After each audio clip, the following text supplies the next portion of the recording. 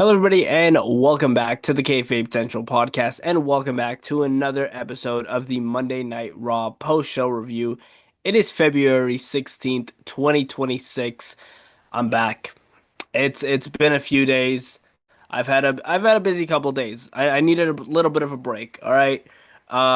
It's been a busy couple days. Your boy needed to rest a little bit. All right. I know I missed Grand Slam. I know I missed SmackDown on Friday. I know I missed the headlines in pro wrestling this week. I know I missed the kayfabe recap.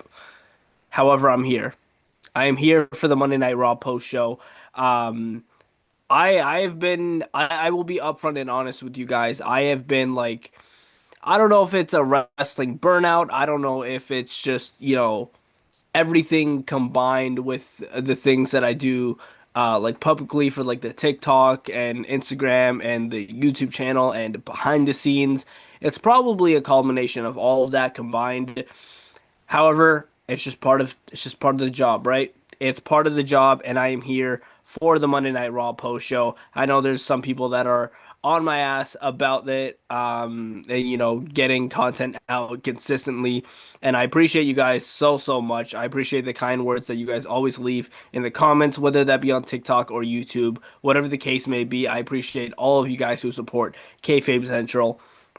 Yeah, man, we're here with Monday Night Raw, and a Monday Night Raw episode that was I don't want to say it was terrible because it wasn't terrible, but it wasn't a great episode either. It wasn't. And I'm gonna break all of that stuff down. Before we get into the post show, make sure you guys are subscribed to the channel. Hit the notification bell so you're up to date with all the videos, podcasts, and interviews that come to the channel. Check out the Kayfabe Central website as well. That's where all the coverage posts are, written predictions, articles, all that good stuff is up on the Kayfabe Central website. So go check that stuff out. We also have the Kayfabe Central Discord server. So if that is something that interests you, make sure you go check out the Kayfabe Central Discord server, and join up and build a little bit of a community in there as well. We also have a group and community section over on the Kayfabe Central website. So if that is something that interests you guys, then make sure you guys go check that stuff out. All that stuff is linked down below in the description. And of course, all the social medias are linked down below as well. And obviously, I encourage everybody to chat it up in the live chat, or if you are watching this after the fact, let me know your thoughts down in the comments. I always love hearing what you guys have to say, whether you agree or disagree with anything that I have to say. Make sure you drop your thoughts and all that good stuff down in the comments below. But with that all that out the way, you know how this works. We jump straight into it. If you are new here, welcome to the channel. By the way, if you're returning, welcome back. Like I said, you know how this works. Let's jump straight into Monday Night Raw, and to the point that I was making to open the show, with the fact that this episode of Monday Night Raw was a prime example of what WWE does consistently, especially around this time of year when we are building up to the Elimination Chamber. A lot of the times, WWE, they have their main event of WrestleMania set. And in this case, we have CM Punk versus Roman Reigns set for the main event of WrestleMania, which means we know Finn Balor is not going to beat CM Punk at WrestleMania for the world, at Elimination Chamber for the World Heavyweight Championship. And we're going to talk about that as well, but it's it's lazy writing. This episode of Monday Night Raw is almost a carbon copy of last week's episode of Monday Night Raw. And that is not how you book the road to WrestleMania. And, there's going to be people that say, oh, you're not a writer at WWE. Sometimes I feel like I should be.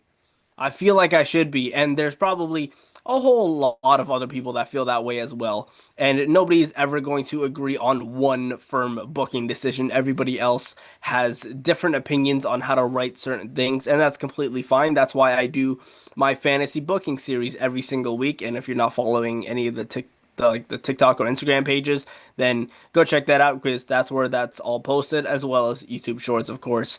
Um, but yeah, this was just a copy episode of what they do every single week. It's the same format every single week. And Usually I watch these downstairs and I watch them with my grandpa, and it had to have been maybe half an hour, 45 minutes into this episode of Raw, and he wanted me to turn it off. So I had to go upstairs and I had to, watch it from my own setup and all that. Um, but man, like the laziness of this writing is ridiculous, but it doesn't surprise me because this is just WWE. And again, some of the match quality on this episode of Raw was great. Like we had some good solid matches on this. But when you have a weekly show like this, when you were building to WrestleMania, it's the stories that's supposed to matter. You can put on a great match all you want. You can go out every single week and put on a banger, but if there's no story behind it, that's where the issue lays, right? And I continuously make the example or use the example of Sasha Banks and Bianca Belair from years ago in the build up to WrestleMania 37, I believe it was. Fantastic match at WrestleMania, but the build up to that was god awful. And for me, I remember the build. A lot of people will just remember the match and, act like the build and the story doesn't matter. That's not the case. The story always matters. And you need a hook. And there was not any of that on this episode of Raw. There wasn't anything that, caught me and it was like, okay, yeah, this is really good. I'm excited for this. It's literally the same thing that they did last week, these same segments. And let's break it down because we kicked the show off with the Vision. The Usos came out into the crowd, but they were cut off by the Vision, who came out. And they're demanding answers about the Masked Man. And Adam Pearce comes out and suggests that they talk about it in his office. And if it weren't for the Vision, him and his security team would have caught the Masked Man and whatnot. And yeah, it again, same thing. Like I feel like I'm repeating myself every single Monday. But Adam Pearce comes out and says, the masked man would have been caught. LA Knight comes out, he interrupts, does his whole spiel, and then he says that he hopes Bronson Reed is in the Elimination Chamber match. And then he calls he calls Logan Paul a oh, what did he call him? A simple-minded, broccoli-headed bitch is what he called Logan Paul, and that was the highlight of my night. Because LA Knight is always gold on the mic. He's always going to be gold on the mic. So I love LA Knight. He's fantastic. I know there's a lot other people on the IWC and the internet that feel like he's the second coming of Stone Cold. I wouldn't go that far. I don't think that he's, on that level, and I don't think even if he does get a world championship at some point, it's not going to be a long reign. I think that time has passed for LA Knight. Um, and that's nothing against them. It's completely on, again, the writing and the booking of WWE, because you had your opportunities to put a title on LA Knight, even if it was for a little bit. But I don't know. I feel like his time has passed. But LA Knight suggests a six-man tag team match with him alongside the Usos against the Visions, Bronson Reed, Austin Theory, and Logan Paul, which does happen. And the Vision pick up the win in that six-man tag match because that match was immediate. It happened right there. And the Vision pick up the win. I forget who gets pinned here. It might have been Jimmy that got pinned in this match.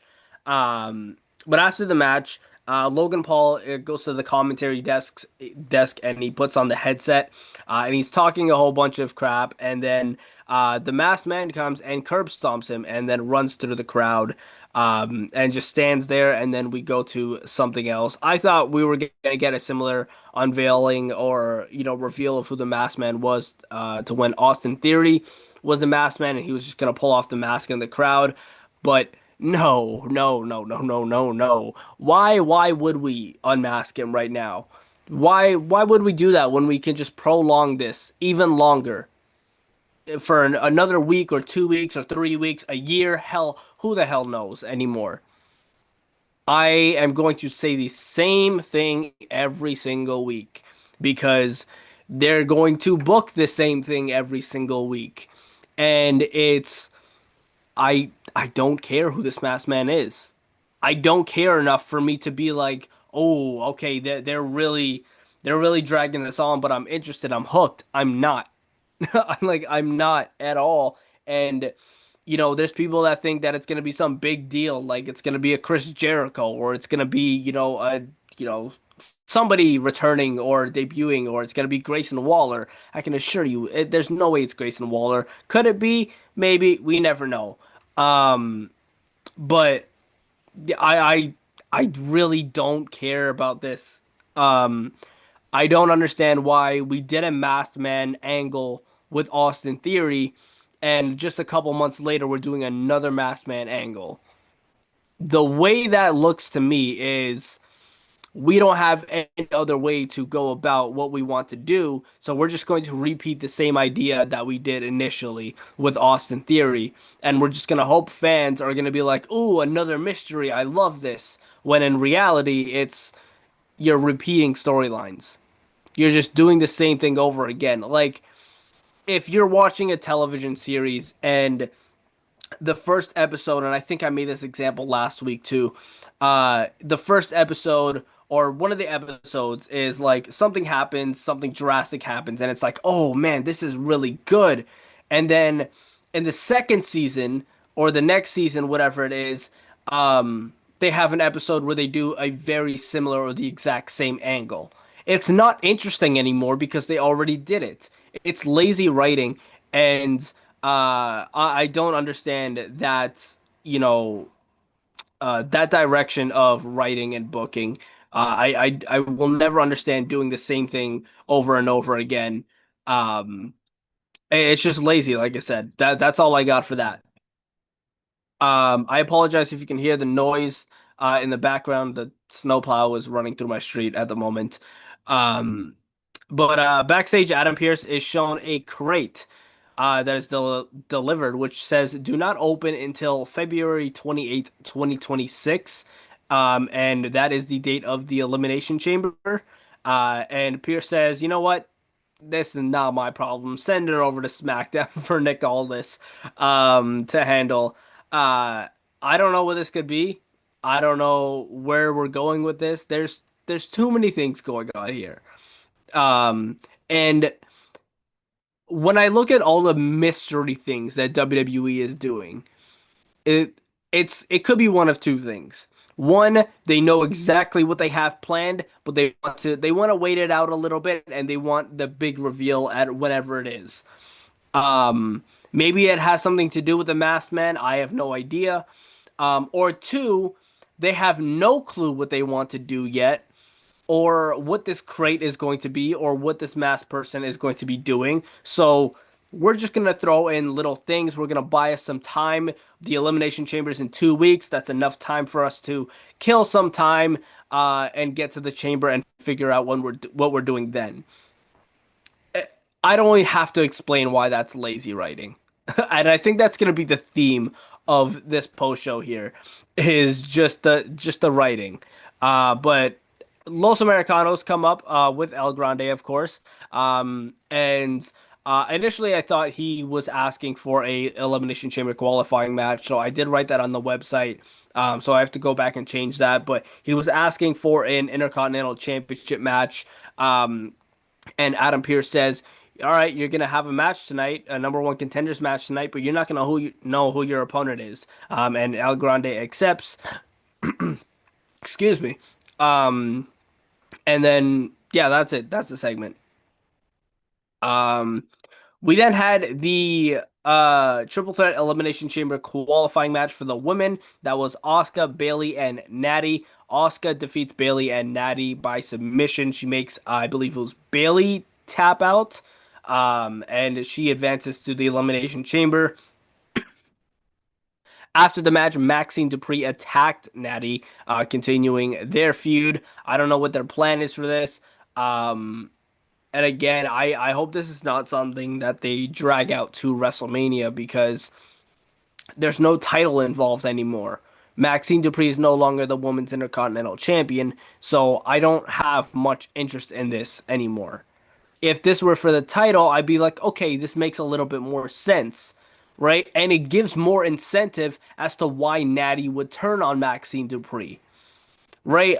I see logic and sense when we're writing these things, WWE, because I don't understand in a world where you can turn on Maxine Dupree with her still being the champion. That way, you get a surefire shot at having a title opportunity because that's just how pro wrestling works. You just attack the champion and you get a title opportunity.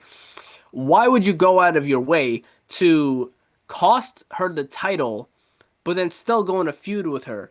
What's the incentive here? Like, there's no incentive for Natty or Maxine Dupree. You just whoever wins the feud, and then what do they go on to do? Lose a women's intercontinental title match? Because I can assure you, neither Natty or Maxine Dupree is beating AJ Lee or Becky Lynch. That's not happening. So I don't really understand where they're going with this. And I know this post show is gonna sound like, oh, Josh is hating on everything again. Um, it's just like I can't I can't help it because they're doing the same thing. And um I need something more. Like Maxine Dupree keeps getting better. I will say that her mic skills are even improving a little bit, and she's getting a lot better in the ring. Natty is a badass, and she's gonna do what she does. Um, but I think that there's something better for these two to be doing, or you can make this a little bit more interesting somehow. Off the top of my head, I can't really think of anything. Because if I was writing the show, these two would not be involved with each other unless the title was on the line, which is not the case here. So, I don't know if this is going to be just a Monday Night Raw match that they do on a random episode of Raw. Are they going to drag this out to the Chamber for a one-on-one match? Or God forbid they drag it out to WrestleMania. Um, Backstage, Adam Pearce was with Obafemi, who was showing him a Monday Night Raw contract and assuring him that his offer is going to be better than Nick Aldis's for SmackDown. And then Obafemi has a tense stare down with Rusev, who was wearing a Rusev Day t-shirt. So, um, are we bringing the Rusev Day thing back? Because we bring this guy back as a complete badass. We pretty much have his AEW gimmick brought into WWE, and now he's wearing the Rusev Day shirt. So I don't know if we're gonna get jokey Rusev again. He didn't seem very jokey in this segment here, which is good, but um, I don't know. Maybe he was just wearing it to wear it. Maybe for nostalgia reasons. I hope it's just for nostalgia reasons because I don't really have any interest in seeing the Rusev Day character back. Um, but yeah, that definitely could be some foreshadowing for a potential future feud. Um, I could see Obafemi landing on Monday Night Raw, especially after this stare down with Rusev. I just thought it would have been more logical and would have made more sense for him to go to SmackDown. That way, he has the United States Championship. He can win and be dominant with that until he's, I was gonna say ready for a world title. He can win a world title tomorrow, and I'll be fine with it. Because he's more than ready, but warm him up for that world title whenever he does go for it. I think the U.S. title would have been perfect for that, but we'll see where it takes us. Maybe they throw a curveball and he does end up going to SmackDown. Um, we had a sit down interview with Michael Cole interviewing Liv Morgan. Of course, Dominic Mysterio was there as well. Um, and obviously to ask who Liv Morgan is going to pick for WrestleMania, and she says she's not going to rush the decision. That was a hard phrase to say. And is enjoying seeing everyone scramble. Stephanie Vaquer interrupts, and they have a conversation in Spanish, or she's saying things in Spanish, and Dominic Mysterio is translating for Liv.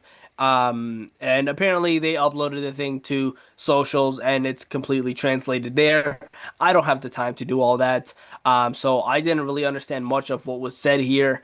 I can imagine it was just like basic promo stuff that you would have here where Stephanie Vaquer issues a warning. Like if you come for me, I'm going to beat you at WrestleMania. Something along those lines. It probably was. Maybe I'll check it out later tonight or tomorrow or never. But yeah, that was that segment. And again, I'm gonna go back to what I was saying earlier. This could either be they do want to buy some time, and they know what they're gonna do with Liv Morgan at WrestleMania, but they're buying time for whatever reason. Or two, they have no clue at all who they want Liv Morgan to actually wrestle at WrestleMania. I can presume it's just going to be Stephanie Vaquera. I can't see a world where Liv is facing Jade Cargill for the women's title at WrestleMania. It's more than likely going to be Stephanie Vaquera. So I don't know what the hell we're wasting time for. The chamber's in 2 weeks. The way that you should do this, and the easiest possible way, is you have the person decide before the chamber. Maybe they don't know how to build the feud for that long, all the way up until April. But you could just have Liv Morgan decide because we know it's going to be Stephanie Vaquer. We know that's what the case is going to be. So I don't understand why we're killing time. You know, it just shouts again to me that they don't know what they're doing exactly, but they're gonna just try to kill time the next few weeks. Um, so that was that. We then had CM Punk come out for a promo. He says Adam Pearce told him he's jeopardizing the main event of WrestleMania, but he talks openly about being a fighting champion. And he doesn't feel like he is jeopardizing the main event. And he says Finn Balor has earned a title shot, but he has also earned an ass whooping. Finn Balor then interrupts, who comes out with Dominic Mysterio and a returning JD McDonough. Balor pleads his case for being the best in the world, listing off his accolades by, training in Mexico with luchadors, training in Japan and whatnot, listing off his accolades and his training history. And uh, CM Punk responds by saying, "Well, back then you were very respected because you did all of that stuff on your own. You didn't have the Judgment Day, and now the Judgment Day are like anchors on your neck and holding you back." And then Punk turns his back and dares Finn Balor and the Judgment Day to jump him, and they do not. Finn Balor holds back a JD and Dom, and Punk walks out.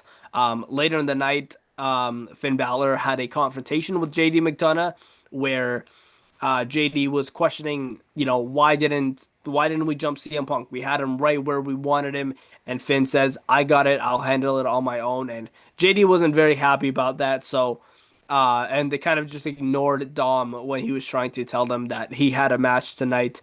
And they kind of just walked out of the locker room. So friction between the Judgment Day there. Liv Morgan didn't seem happy in this segment either after her conversation with Stephanie Vaquer.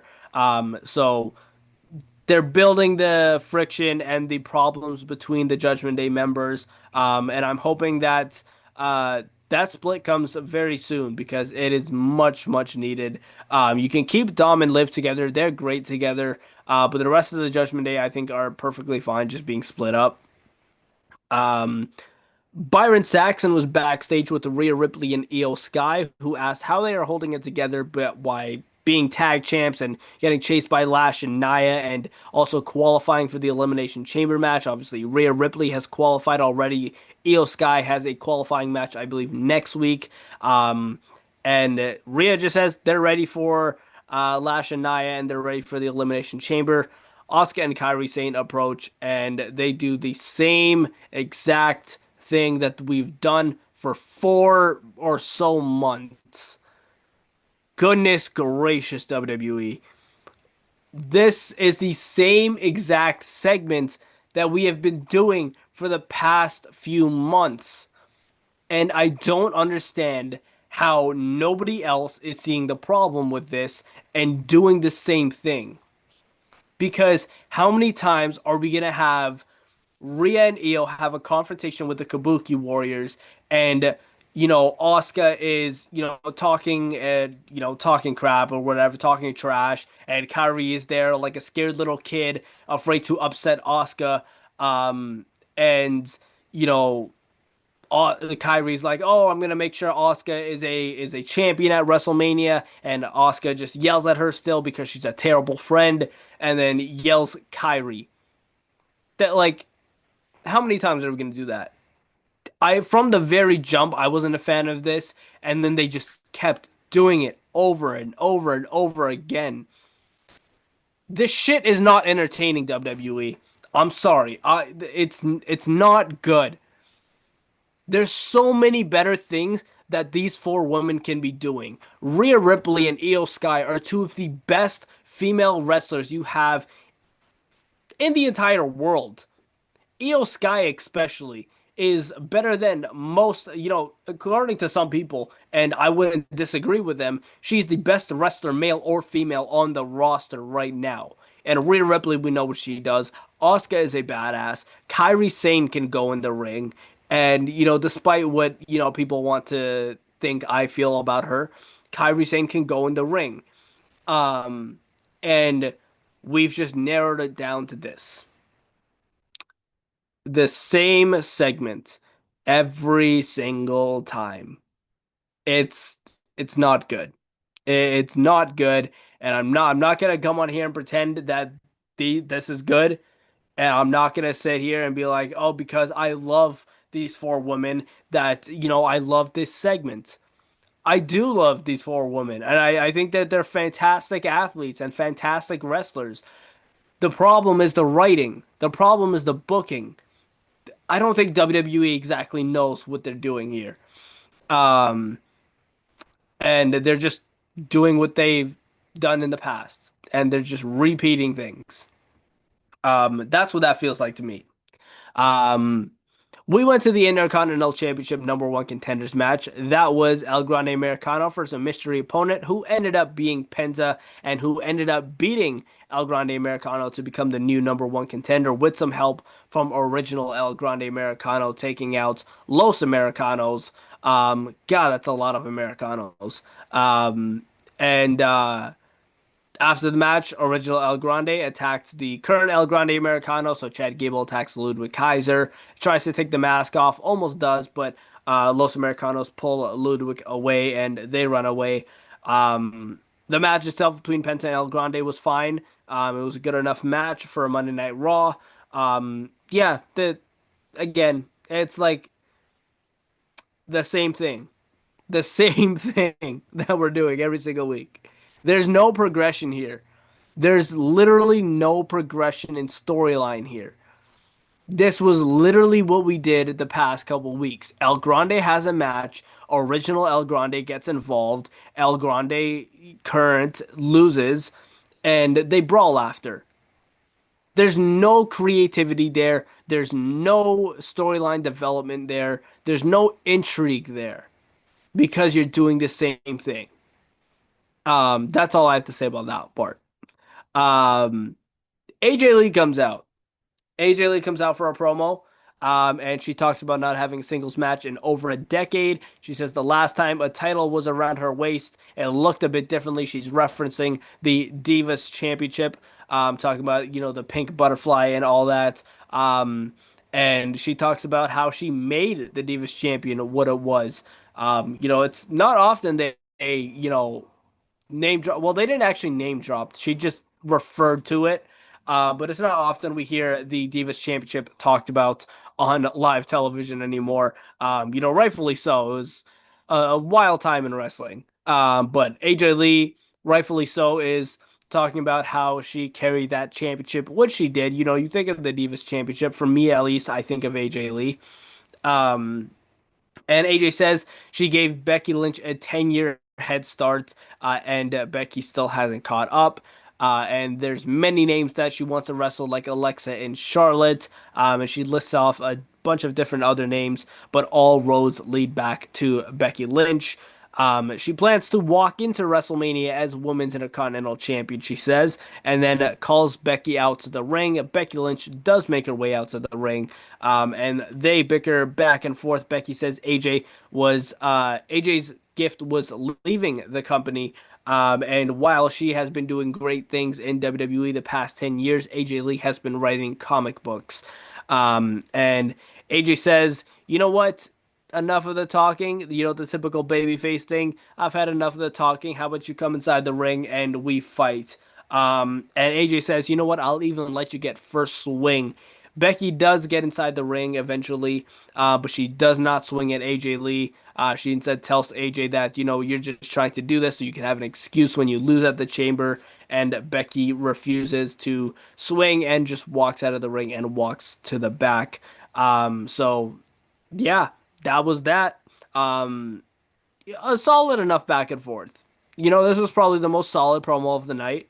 Becky and AJ are great. They're always gonna try their best to make it a fantastic segment. They're obviously not gonna have AJ wrestle until the Elimination Chamber, which I find crazy to me. You have her there, have her wrestle a match on Raw, even if it's a tag match or something like that. I thought at least, maybe they would have done a tag match with AJ. Maybe that'll be a next week thing or on the Go Home show.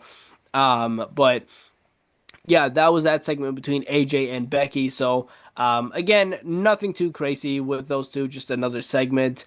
Um, Backstage, Adam Pearce bumps into the Vision where Austin Theory is furious. He's angry. He's mad about what happened with the Masked Man. And Paul Heyman says, you know what, just go to the Jet, man. He tells Logan and Austin, just go to the Jet. And Bronson Reed tells Adam Pearce when he catches the Masked Man, that problem will be solved. And when he qualifies for the Elimination Chamber, that problem will also be solved when he heads to WrestleMania.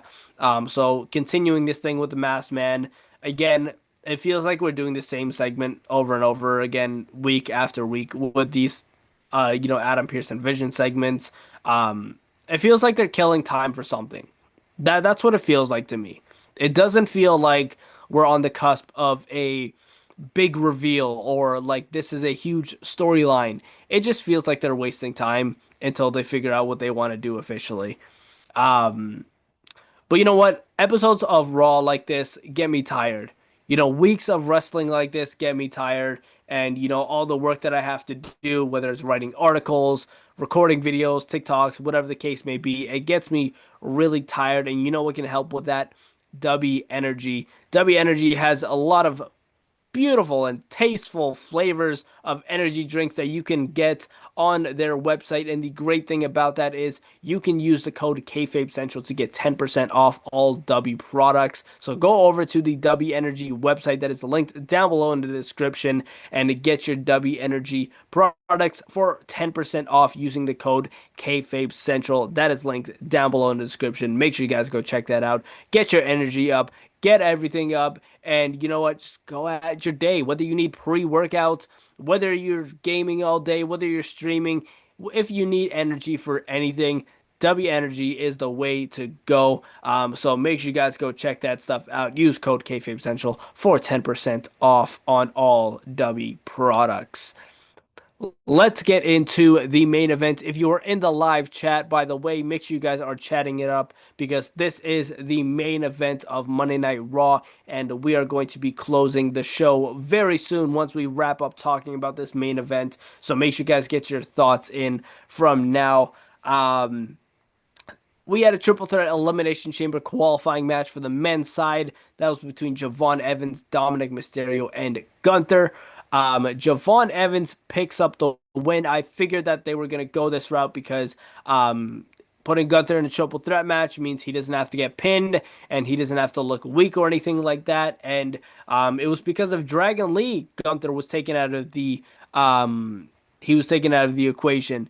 And Dragon Lee hits him with a ring bell, a little bit of payback from when Gunther attacked him. So that's probably going to set up a match between those two next week or the week after, whenever they plan to do it or whenever they want to do it. And Javon Evans takes advantage and pins Dominic Mysterio to advance to the Elimination Chamber. So that's going to be a great spot for Javon Evans. The match itself was fun. A lot of these guys had their spots. They had their moments. A lot of it was pretty slow. It was kind of slow paced a little bit, but there were some really good spots in here. Obviously, Javon Evans is absolutely fantastic. The way he flies around the ring and over the ring post and Gunther's chops. All three of these guys are great. I love all three of these guys. They're great wrestlers, great entertainers, especially Dominic Mysterio. How can you not love Dominic Mysterio? But Javon Evans does pick up the win. Yeah, I don't really have much else to add on to this match other than it was a solid enough match. Evans gets the win. He's going to the chamber. He's not going to win the chamber, but he's going to have some really good spots in that Elimination Chamber match. I can assume he's going to be jumping off of pods and, the chamber itself, the chains and whatnot. So it's gonna be fun to see Javon Evans in there. It still blows my mind that he's my age. He was born in 2004. And he's doing all of these insane things in the ring that even when I was actively wrestling, I couldn't physically possibly think about doing. So, he's killing it right now. He's doing a fantastic job right now, and yeah, he's doing great work here. And yeah, I can't wait for Javon Evans to just reach that level of star that I know he's going to reach, because man, he's just so good. With the age that he's at right now, he has so much potential. I had a scare when I thought he got injured during that match against El Grande Americano that week. But he's obviously good. He's bouncing around as well, still, so he's perfectly fine. And yeah, he's gonna be a star along with the other NXT alumni like Trick Williams and Obafemi. But that was Monday Night Raw. And again, not much, nothing crazy, nothing too spectacular on this episode of Monday Night Raw. As always, I want to know what you guys have to say, so make sure you guys are dropping your thoughts in the live chat if you are in here, or drop your comments down below after the fact if you're watching this after I am live. I always love hearing you guys' opinions. I try to keep up with all the comments as much as possible. YouTube doesn't send it straight to email anymore, so I don't see it until I open the app, so I apologize if I get to comments a little bit late here on YouTube.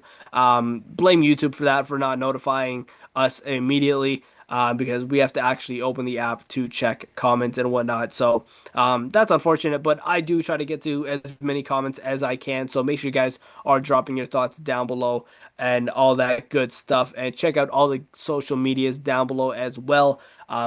That is going to do it for me for the Monday Night Raw post show. Thank you everybody for tuning in. Thank you everybody for popping in, and thank you everybody in advance for watching this after the fact. I will be back on Wednesday with the AEW Dynamite post show review. That's a lie, because I don't think I am going to be here on Wednesday because I have something else in the evening. I will be able to catch AEW Dynamite, but because of how close the times are, I don't know if I will be able to do live coverage for Dynamite. And I don't know if I'll be able to do a post show. So if it is not Wednesday, then it'll be probably SmackDown, unless I find a podcast to do sometime during the week. Because two podcasts in a week, it doesn't sound ideal. So maybe we'll find something. I'll talk to Rue and Stu, see if they want to do something during the week. Just a random podcast episode where we talk nonsense. We find a random topic to talk about, maybe. We'll talk that over. But that is going to do it for me tonight for the Monday Night Raw post show. Thank you again, everybody, for tuning in and watching. I will see you guys in the next one. And until then, take it easy.